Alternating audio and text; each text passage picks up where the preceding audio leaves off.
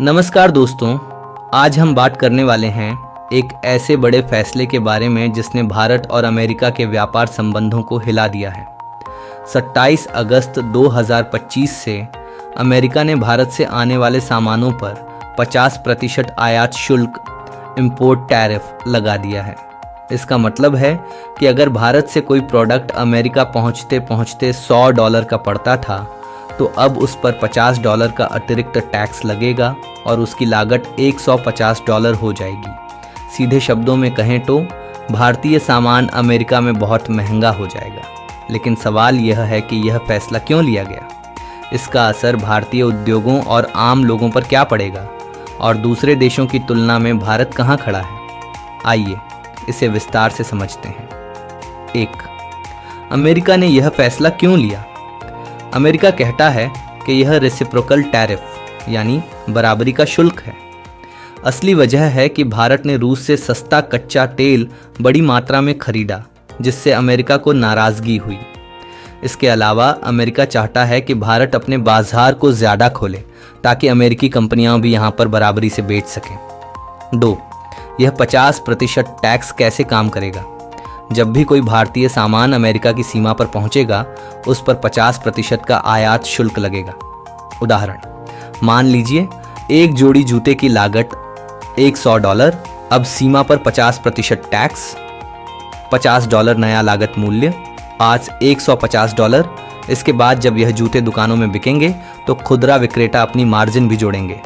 नतीजा, ग्राहक को वही जूते $170 या $180 तक पड़ सकते हैं।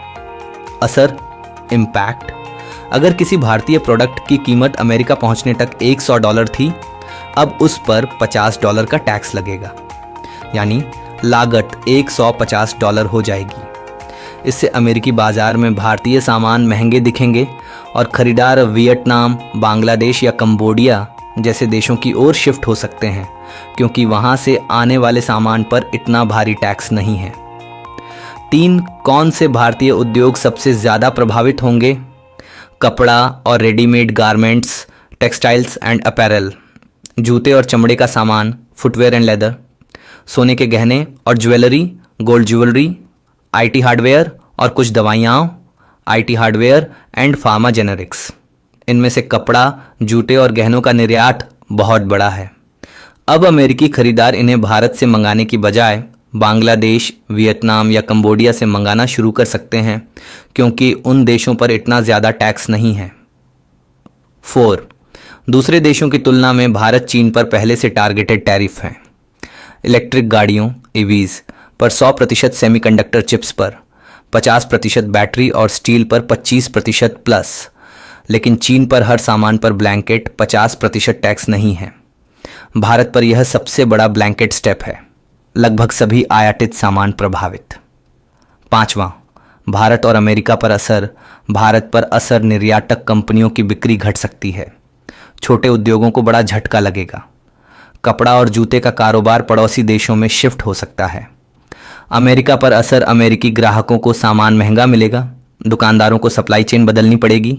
इन्फ्लेशन, महंगाई पर भी असर पड़ेगा। 6. आगे क्या हो सकता है। भारत और अमेरिका के बीच बातचीत, नेगोशिएशन हो सकती है। कुछ खास प्रोडक्ट्स पर छूट, एग्जेम्पशंस भी मिल सकती है।